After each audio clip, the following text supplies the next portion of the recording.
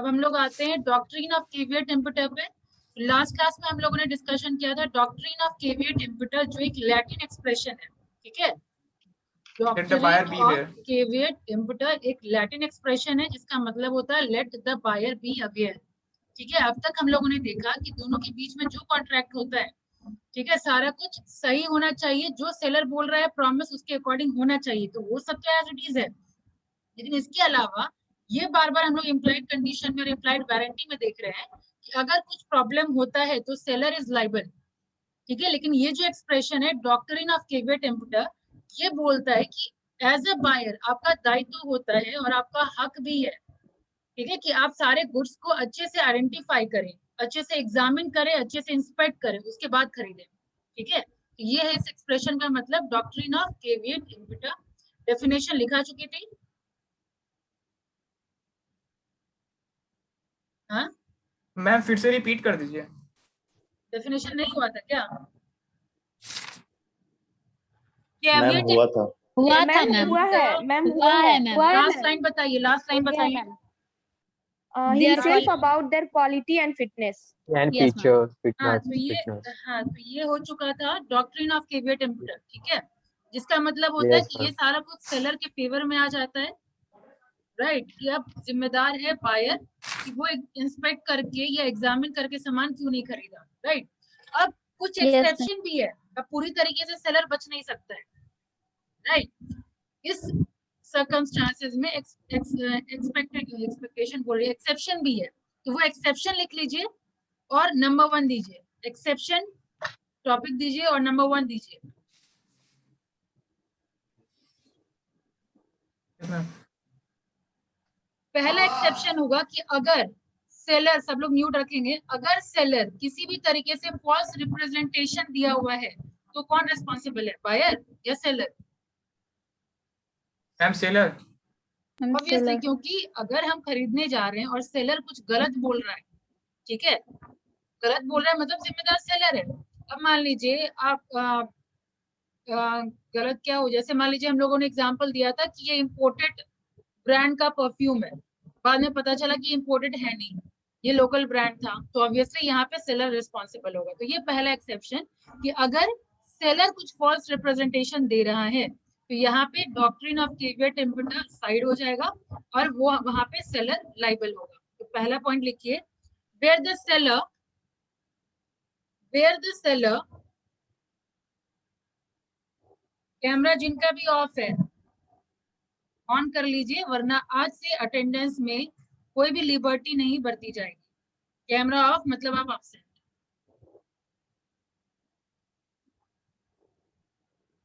और पूरे क्लास में कैमरा ऑन ही रखिए, और अगर ऑफ रख रहे हैं तो मैं दोबारा बोलूंगी नहीं, सीधा मार्क जब करने लगूंगी अटेंडेंस आप लोग एब्सेंट होंगे, ठीक है। जब पढ़ाई पर ध्यान रहेगा तो सिर्फ पढ़ाई पर मेरा ध्यान होना चाहिए, आप लोग के कैमरा पर ध्यान नहीं जाना चाहिए मेरा, ठीक है। और कुछ बोलना हो बोल दीजिए, फिर म्यूट रखिए। सनी आपका अनम्यूट किया हुआ है।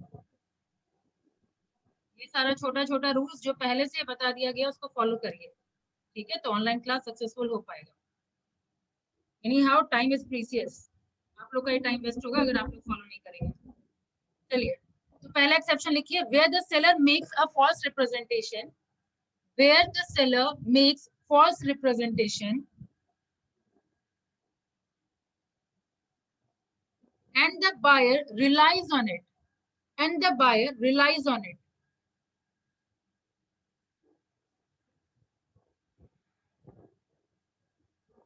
Right?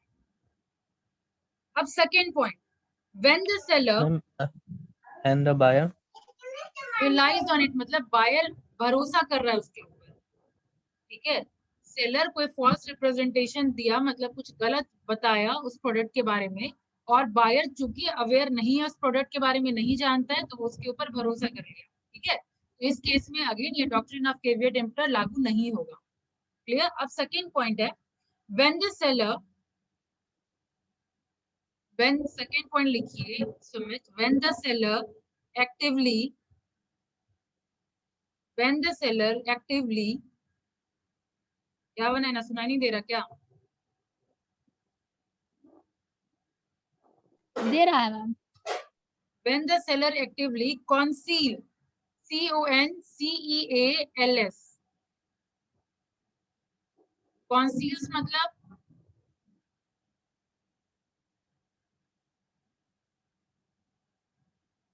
हो चुका है डिस्कशन पहले के क्लास में। कॉन्सील मतलब हाइड करना। अगर सेलर कोई बात अगर हाइड कर रहा है, छुपा रहा है कि इसमें इस प्रोडक्ट में कोई डिफेक्ट है, तो अगेन डॉक्ट्रिन ऑफ कैविएट एम्पटर उनके ऊपर लागू नहीं होगा। ठीक है, ये इस पॉइंट का मतलब। आगे लिखिए, when the seller actively conceals a defect, actively conceals a defect in the goods, ma'am repeat third. when the seller actively conceals, when the seller actively conceals, spelling होगा CONCEALS, ये तो हो गया मैम, conceal, है? ये तो लिखवा। चंदन आवाज नहीं आ रही है। मैम तो ये तो सेकंड में लिखवा दिया, थर्ड पूछ रहे हैं। चंदन कंफ्यूज है मैम। नहीं तो कंफ्यूजन दूर करिए, क्या कंफ्यूजन है? सेकंड में ही तो मैं बता रही हूँ, मैं मैम थर्ड पॉइंट सेकंड का में आप कौन है? लिखवाए when the seller actively conceal, मतलब छिपाने के लिए अरे बोले अभी थे। सेकंड हुआ थर्ड ही इसके है, आगे थर्ड है। में नहीं सेकंड ही गई हो है रहा है, मैम। सेकंड ही हो रहा है। कॉन्सील के आगे वो बढ़िए, थर्ड नहीं क्या? Yes ma'am. Conceal a defect, conceal a defect, excuse me ma'am, आ रही है? मैम कैमरा ऑन कर, डिस्कनेक्ट हो रहा है बार बार मेरा फोन। और बाकी विश्वजीत, आपका भी कैमरा ऑफ है, आप कहाँ ट्रैवल कर रहे हैं? हम घर जा रहा है, वो रोना हो गया। मैम घर पे जा रहे हैं, कार में है। चलिए, बस कहाँ में थे जा हम रहा है लोग? खुद। कॉन्सील अ डिफेक्ट लिखिए, आप कंटिन्यू करिए। Council a defect in the goods, conceal a defect in the goods which is not visible, which is not visible on a reasonable examination, on the reasonable examination of the same, reasonable examination of the same, reasonable examination of the same। Done? मतलब अगर seller कोई चीज जानते हुए, जैसे मान लीजिए example के तौर पे अगर हम समझे, तो आप कहीं सोनार के पास गए, रिंग आप खरीदे, ठीक है, वो रिंग आपको देखने में लगा सोने का है, ठीक है, दुकानदार को पता है ये कंप्लीट सोना नहीं है, उसमें सिल्वर मिला हुआ है, ठीक है, तो इसमें क्या हुआ, सेलर नहीं बताया, जानते हुए कि आपका परसेप्शन ये बन रहा है कि सोने का है कंप्लीट रिंग, ठीक है, आपका परसेप्शन ये बन रहा है कि कंप्लीट सोने का है, लेकिन सेलर को पता है कि इसमें मिक्स है थोड़ा सिल्वर भी, आपको कम दाम में, दाम जेन्युइन था, कम दाम में दिया गया, ठीक है, दाम जेन्युइन था, लेकिन जब बाद में आपको पता चलेगा कि ये जो मतलब जो सामान है ये कंप्लीट सोना नहीं है, तो क्या आप कॉन्ट्रैक्ट कैंसिल कर सकते हैं या नहीं? कर सकते हैं मैम। कर सकते Yes, हैं, ma'am. क्योंकि जानते हुए सेलर मतलब पूरा रिवील नहीं किया क्या इसका ट्रूथ था। Yes ma'am. ठीक है, Yes, तो ma'am. ये चीज है कि अगर मान लीजिए सोने का ज्यादा फर्क नहीं है हम लोगों को, तो एनी हाउ सेलर हम लोग को बताएगा तभी हम लोग जान पाएंगे। तो जानते हुए सेलर वो चीज को छुपाया, जो कि नॉर्मल इंस्पेक्शन के बाद हम लोग को पता नहीं चल सकता। ठीक है, तो इस केस में अगेन डॉक्ट्रिन ऑफ इम्प्टर लागू नहीं होगा। नहीं होगा। नेक्स्ट एक्सेप्शन लिखिए, when the seller, sorry, when the buyer, next exception है, when the buyer relying upon, when the buyer relying upon the skill and judgment, when the buyer relying upon the skill and judgment of the seller, skill and judgment of the seller,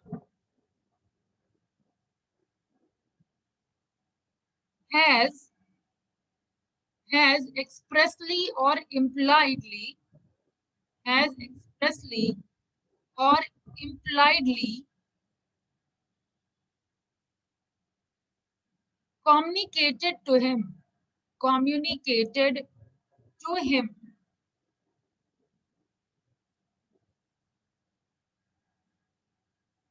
the purpose for which, the purpose for which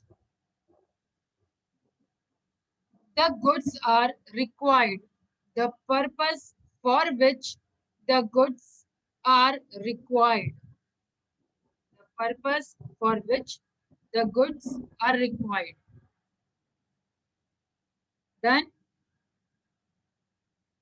ये exception क्या है कि यहाँ पे buyer aware नहीं है, जैसे अभी जो मैंने आपको एग्जांपल दिया, यहाँ पे बायर को पता नहीं है कि ये सोना का परख कैसे किया जाता है, ठीक है। तो उस केस में हम कंप्लीटली रिलाई कर रहे हैं सेलर के ऊपर कि सेलर जो बताएगा सही बताएगा। तो यहाँ पे अगेन डॉक्ट्रिन ऑफ केवियट इम्पिटर लागू नहीं होगा और सेलर ही लाइबल होगा, ठीक है। इनकेस बायर अवेयर नहीं है उस प्रोडक्ट के बारे में और वो कंप्लीटली रिलाई कर रहा है सेलर पे, या याद है आपको इम्प्लाइड कंडीशन मैंने एग्जांपल दिया था कि किसी पर्पस के लिए अगर हम ले रहे हैं, जैसे फॉर एग्जांपल चौक का मैंने एग्जांपल दिया था कि चौक इन जनरल ब्लैक बोर्ड पे लिखने के लिए होता है, लेकिन अगर मैंने बताया कि भाई मुझे व्हाइट बोर्ड पे लिखने के लिए चाहिए या लकड़ी पे लिखने वाला चौक चाहिए, ठीक है, तो ये क्या हुआ, मैंने पर्पस आपको शेयर कर दिया है और बीइंग अ सेलर आपकी स्किल और जजमेंट में मैं भरोसा कर रही हूँ कि जो आप देंगे वो सही देंगे, ठीक है। तो सेलर अगर वो देता है और वो पर्पस अगर पूरा नहीं होता है तो again doctrine of caveat emptor यहाँ पे लागू नहीं होगा। ये है आपका तीसरा exception. Point clear? Yes ma'am. अब आइए लास्ट पॉइंट पे, where goods are bought by description, where goods are bought by description, where goods are bought by description from seller,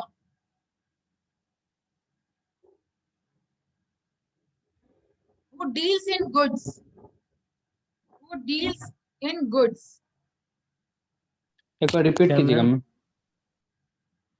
याद करें यहाँ पे हम लोग डिस्कशन किए थे implied condition as to description, same point यहाँ होगा।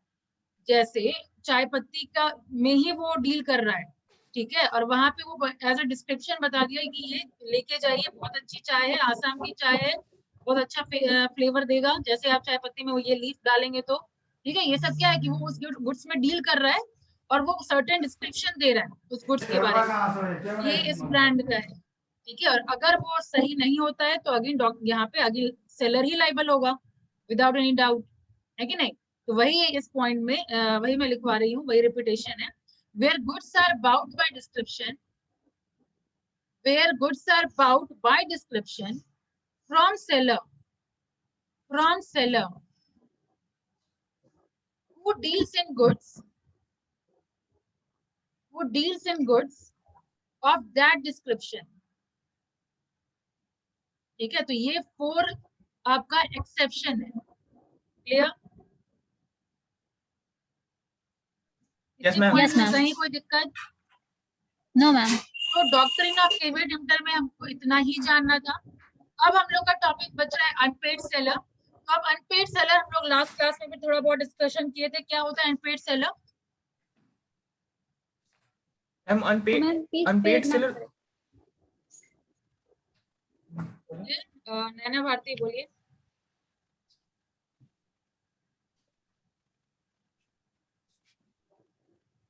मैम अनपेड सेलर मैम जिसको हम पेमेंट नहीं, मैम जिसको हम पेमेंट नहीं किए हैं, या फिर हम अगर हम जो पेमेंट इंस्टॉलमेंट में भी करते हैं वो भी अनपेड सेलर ही कहलाएगा। और यस मैम। एक और केस छूट रहा है, कोई भी मैम नेगोशिएबल अनपेड सेलर वो था 50%। आधा दे दिए और हाँ तो वो भी अनपेड सेलर ही कहलाएगा ना, क्योंकि हम पूरा पेमेंट नहीं किए हैं। यस मैम, मतलब हो गया कि ना थोड़ा सा पेमेंट दिया है लेकिन पूरा नहीं दिया है, इसलिए अनपेड ही कहलाएगा। एग्जैक्टली अनपेड सेलर एक तो है कि या तो आप पार्शियल पेमेंट किए या फिर कुछ भी पे नहीं किया है तो अनपेड सेलर। इसके अलावा अगर आप किसी नेगोशिएबल इंस्ट्रूमेंट के फॉर्म में भी अगर पेमेंट किए हैं, फॉर एग्जांपल चेक आप काट के दिए और वो चेक जब लगाया गया बैंक में तो वो कैश नहीं हो पाया, बाउंस हो गया, कुछ हो गया जिसकी वजह से उसको पेमेंट नहीं मिला, ठीक है। तो इसकी वजह से अनपेड सेलर के पास सर्टेन राइट्स होता है जिसको वो अवेल कर Apply कर सकते हैं सकते हैं। सर, ठीक है। Yes ma'am. तो ये चीज हम लोग को बस जानना है अनपेड सेलर में, तो वो आप लिख लीजिए। अनपेड सेलर कहते किसको है? Unpaid seller is the seller that has not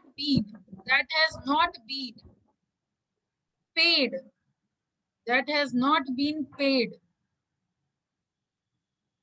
the full price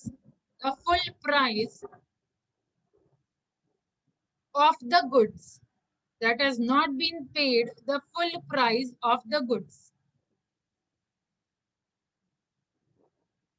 that have been sold, that have been sold, that have been sold, or that has received, or that has received a bill of exchange, or that has received a bill of exchange, or other negotiable instrument, or other negotiable instrument,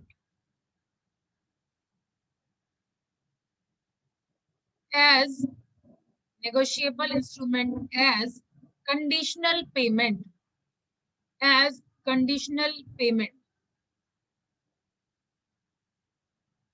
and the condition on which it was received, and the condition on which it was received has not been fulfilled, not been fulfilled.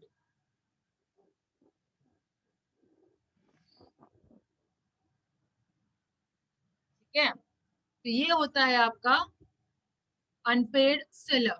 अब certain उसका rights and duty होता है, तो इसका आप chart के form में बना सकते हैं। Rights and duty of unpaid seller, दो चार्ट बनाएंगे। एक होगा राइट जब property of the goods buyer के पास ट्रांसफर हो चुका है, और एक साइड होगा राइट्स या ट्रांसफर ऑफ प्रॉपर्टी बायर के पास नहीं हुआ है। ठीक है, तो आप लिखिए, चार्ट बनाइए, दो बाइफर्केशन दीजिए अनपेड सेलर के। राइट, पहले राइट ऑफ अनपेड सेलर, उसके बाद दो बाइफर्केशन। एक में लिखिए where the property in the goods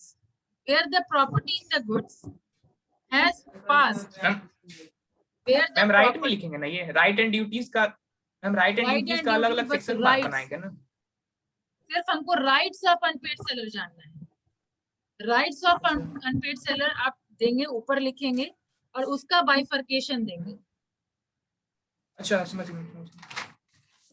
chart जैसे बनाते हैं ना, याद है क्लास में हम लोग चार्ट बनाते थे ऐसे? Yes ma'am. यस मैम, याद हो गया।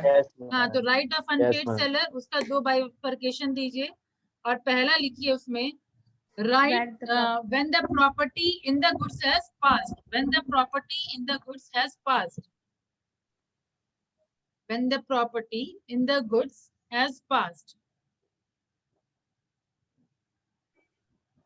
Yes ma'am. रुकिए, जिसको नहीं समझ आ रहा है मैं बोर्ड यूज करती हूँ। हाँ। Yes ma'am.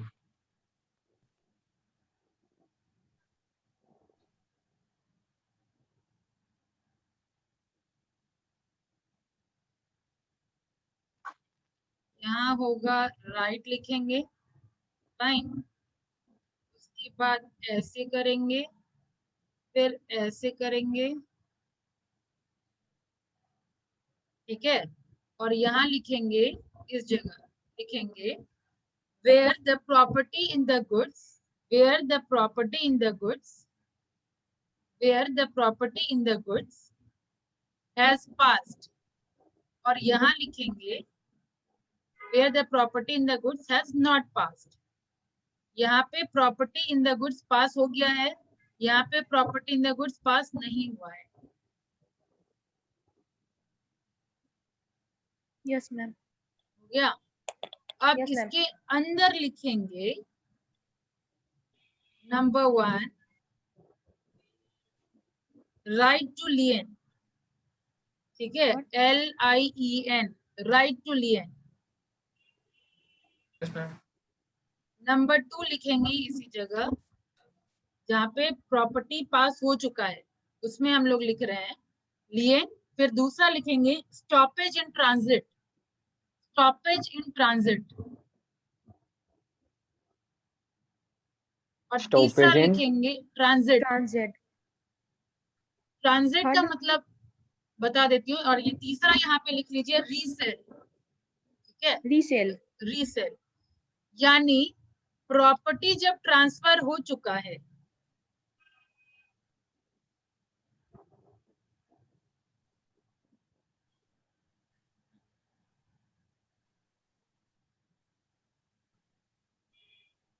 कहाँ चले गए, क्या रहने दीजिए। मैम हाँ, मैम फर्स्ट का क्या था? फर्स्ट का क्या था? फर्स्ट का लियन, LIEN। लियन का मतलब होता है कि जब मेरे पास कोई सामान है एज अ सेलर, और अगर हम अनपेड सेलर हो गए, यानी बायर मेरे को किसी भी फॉर्म में पेमेंट नहीं किया, या तो हाफ पेमेंट हुआ है या तो चेक के फॉर्म में पे किया था, कैश लेकिन रिसीव नहीं हो पाया, किसी भी फॉर्म में अगर हम अनपेड सेलर हो जाते हैं तो मेरे पास हक होता है राइट टू लियन का। मतलब वो सामान मेरे पास अगर है तो उसको हम अपने पास ही रिटेन करेंगे, वो ट्रांसफर मुझे नहीं करना बायर को, ठीक है। तो ये हक होता है अनपेड सेलर के पास कि वो जो गुड्स है अपने पास ही रखे, बायर को ना दे, ठीक है। आई बात समझ में? Yes ma'am. ये होता है राइट टू लियन। ma'am. सबको बात समझ में आई? पवन? Yes ma'am. मैम। हाँ, यस यस मैम। पवन से पूछ रही हूँ।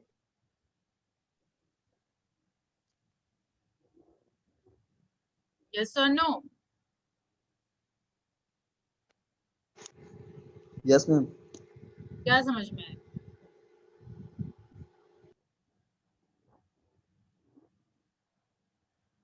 What is right of लियन?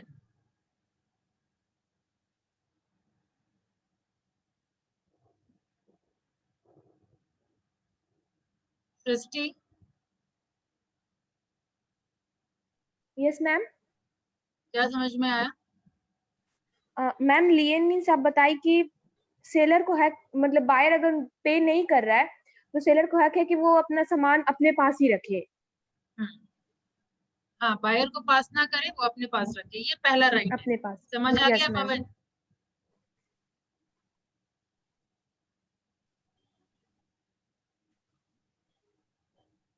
हाँ या ना बोलने में कितना टाइम लगता है?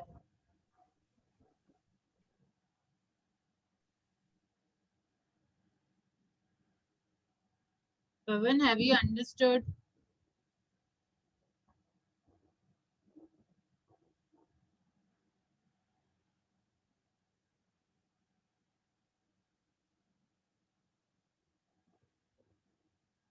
अब क्लास में है या नहीं है? मतलब फिजिकली तो नजर आ ही रहे हैं, मेंटली है कि नहीं है?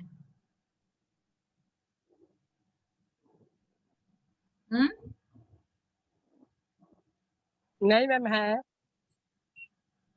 थैंक यू विश्वजीत बताने के लिए।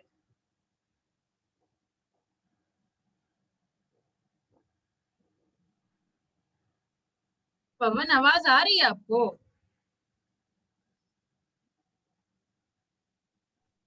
अरे कोई कॉल करो उसको। रहने दीजिए, टाइम वेस्ट नहीं करना है, आगे बढ़ते हैं हम लोग। राइट टू लियन हो गया, यानी मेरे पास अगर सामान है बीइंग अ सेलर, तो अब मेरा ये हक होता है कि हम वो प्रॉपर्टी, मतलब अपना जो गुड्स है वो हम ट्रांसफर ना करें, ठीक है। दूसरा हक होता है stoppage in transit. Now what do you mean by stoppage in transit? मान लीजिए गुड्स हम भेज रहे हैं लॉरी के थ्रू या फिर किसी गाड़ी के थ्रू, अगर हम जा रहे हैं या भेज रहे हैं, तो अगर मेरा मान लीजिए कैश, मान लीजिए चेक के थ्रू पेमेंट किया था, ठीक है, चेक इन कैश नहीं हुआ, तो हम वापस उसको गाड़ी को बोलेंगे घुमा लो, इसको कहते हैं स्टॉप इन ट्रांजिट, मतलब रास्ते में ही स्टॉप कर देना गुड्स के डिलीवरी को और वापस घुमा लेना। ठीक है, इवन डिलीवरी के लिए अगर निकल भी गया है तो भी उसको हक होता है कि वहां तक ना भेजे, वो वापस घुमा सकता है। ठीक है, कि जब पेमेंट आप देंगे जैसे मैम तब आपको वापस डिलीवरी मिलेगा। फ्लिपकार्ट मैम अगर डिलीवरी पहुंच गया तो अगेन ले सकते हैं, या तो रिटर्न पेमेंट हो ले लिया जाता क्लेम कर सकते हैं आप। है, क्या जैसे मैम सनी कुछ फ्लिपकार्ट बोल में रहे हैं? होता है। हाँ, फ्लिपकार्ट में होता है। मैम फ्लिपकार्ट में भी रिटर्न हो जाता है। हाँ, Yes, सब ma'am. जगह हो जाता है, अमेजन वगैरह सब पे हो जाता है। ठीक है, कई बार क्या Yes, होता है ma'am. घर पे पहुंचने के बाद हम लोग बोलते हैं हम लोग तो ऑर्डर कैंसिल कर दिए है यस ना, मैम, वापस आ लेके जाता, चला लेना जाता पड़ता है। Yes, है। ma'am. अब है तीसरा रीसेल। तो रीसेल टर्म तो ऐसे भी क्लियर है कि अगर कोई पेमेंट नहीं मिला है तो आप बीइंग अ सेलर आप उसको रीसेल कर सकते हैं। Yes, ma'am. बायर कभी क्लेम नहीं कर सकता कि आप क्यों वो गुड्स रीसेल कर दिए। ठीक है, अगर आपको Yes, पेमेंट ma'am. नहीं रिसीव किया है तो आप अनपेड सेलर है, तो ये 3 आपका हक है। तब जब तक प्रॉपर्टी का जो राइट है वो ट्रांसफर हो चुका था। ट्रांसफर ऑफ प्रॉपर्टी कब हो जाता है? बायर के पास ट्रांसफर ऑफ प्रॉपर्टी कब हो जाएगा? जब वो पे कर जब देगा। असर्टेन गुड्स जब पे रहेगा या करेगा। अनअसर्टेन गुड्स रहेगा।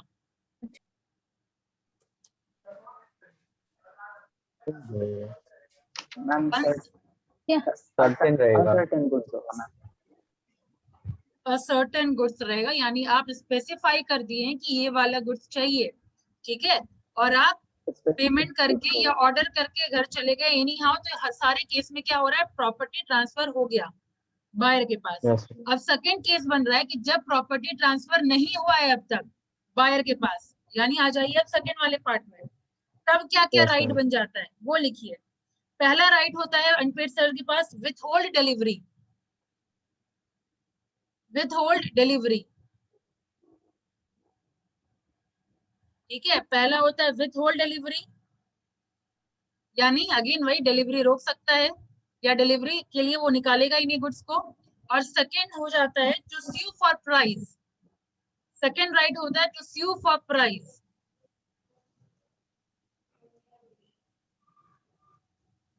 To sue for price, then Yes, ma'am. comma damage and interest.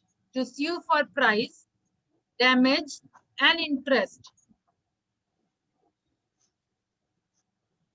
तो ये 2 हक होता है अनपेड सेलर के पास। तो प्राइस के लिए स्यू कर सकता है, ये तो भाई कॉमन चीज है। ठीक है, और इसके Yes, ma'am. अलावा अगर उसके पेमेंट नहीं करने पे कोई अगर डैमेज हुआ है सेलर को तो उसके लिए भी वो सू कर सकता है। या फिर मतलब इंटरेस्ट जो होता है, मतलब मान लीजिए इतने दिन के लिए वो गुड्स होल्ड करके रखा और किसी, हाँ पवन समझ गई, अगर गुड्स वो होल्ड करके रखा हुआ है और अब मान लीजिए किसी और को सेल नहीं कर पाया, अगेन उस केस में इंटरेस्ट चार्ज कर सकता है, इंटरेस्ट के लिए क्लेम कर सकता है। ठीक है, तो ये था आप लोगों का अनपेड सेलर, और यहाँ आप लोगों का चैप्टर होता है खत्म सेल्स ऑफ गुड्स एक्ट का। और नेक्स्ट क्लास में आप जैसा मैंने अनाउंस किया था कि आप लोग मार्किंग के लिए रेडी रहेंगे। चैप्टर Yes, क्लियर है ma'am. सबको? Yes, ma'am. Yes, ma'am. क्या मैम पवन का क्वेश्चन है। क्वेश्चन मुझे सुनाई दिया? मैम जैसे राइट और ट्रांसफर और प्रॉपर्टी में जो डिफरेंशियल दिखाए हुए हैं मैम, उसमें क्या मतलब थोड़ा सा समझाइएगा मैम। समझाया तो है मैम अभी। रिपीट कर देती हूँ, ट्रांसफर ऑफ प्रॉपर्टी अगर होता है तो 3 हक होता है अनपेड सेलर के पास। पहला हक होता है कि वो राइट टू लियन कर सकता है, यानी प्रोडक्ट को अपने पास ही रखेगा, उसको ट्रांसफर नहीं करेगा, रिटेन करेगा अपने पास ही। दूसरा हक होता है stop in transit. Stop in transit का मतलब होता है कि हम उसको डिलीवरी के लिए निकालेंगे नहीं, मतलब अगर निकल गया है तो उसको रास्ते में ही हम लोग रोक लेंगे। स्टॉप इन ट्रांजिट मतलब रास्ते में ही रोक लेना। ठीक है, और तीसरा हक होता है रीसेल करने का, कि वो प्रोडक्ट को किसी और को भी बेच सकता है। ये 3 है अगर प्रॉपर्टी ट्रांसफर हो गया है बायर के पास तो।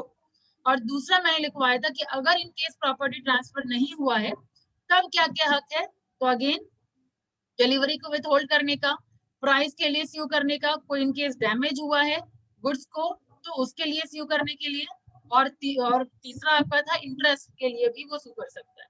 ठीक है, ओके मैम। मैम ये तब है। ब्रिटिश राज कौन थे? क्या ब्रिटिश राज कौन थे? क्या कौन थे? ब्रिटिश बोल रहा है ब्रिटिश मैम। राज कौन थे? मैम ब्रिटिश राज ये कौन था? British Raj. British sales of good में मैम जैसे ब्रिटिश राज का भी कुछ दिया हुआ है मैम, वो कौन थे? मतलब ऐसे मुझे डाउट हो रहा है। कहाँ क्या देख रहे हैं, क्या पढ़ रहे हैं आप? क्लिक करके भेज दीजिएगा, मुझे भी तो पता होना चाहिए कहाँ पढ़ रहे हैं आप। ब्रिटिश राज मैम सर्टेन गलती डेट से वगैरह होगा। हिस्ट्री में पढ़ लिया होगा, हिस्ट्री में पढ़ लिया होगा गलती से। इसको आजादी याद आ गया है।